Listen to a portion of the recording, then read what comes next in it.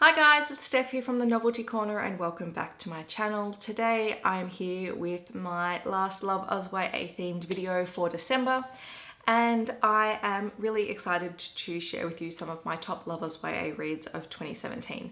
So not all of these books are published this year, these are just books that I read in 2017 and there's a big list, and if you've been paying attention at all this year, you're probably going to know and be able to guess quite a few of the books that are going to fall on this particular top list.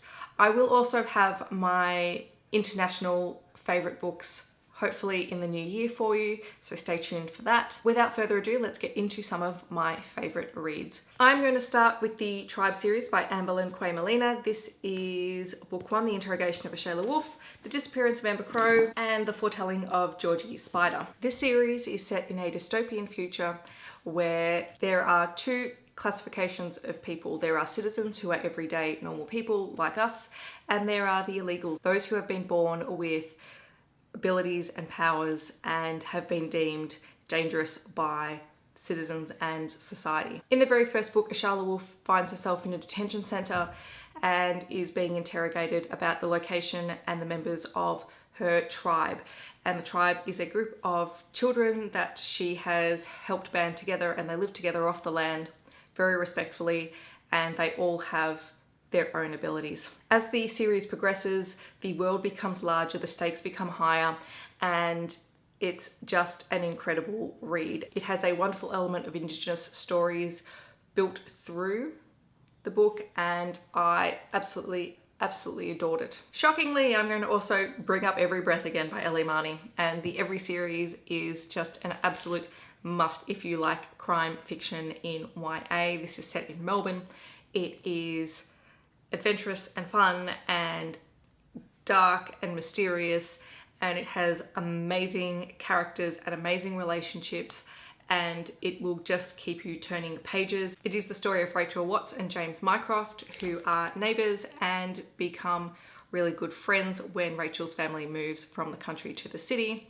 Mycroft is obsessed with solving crimes and mysteries and draws Rachel into his world, and the two begin to develop a relationship. Again, as a series, this expands over the course of the 3 books. The stakes become higher and they begin to unravel the mysterious death of Mycroft's parents.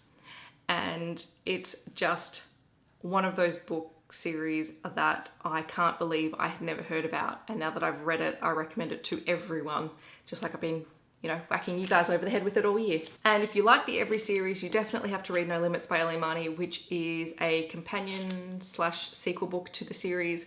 It follows one of the characters who's introduced in book 3. Harris Derwent is sort of the stereotypical 19-year-old Aussie male, and he was injured at the end of book 3, and this follows his recovery and also his own experiences, delving into his own experiences returning home to an abusive family and trying to separate himself from that while trying to build relationships that are for him and support him in trying to become independent, and he finds himself being caught up in the drug war in the country and helping the police out with that. And it was just one of those books that I cannot get out of my head to this day, and it is covered in stuff.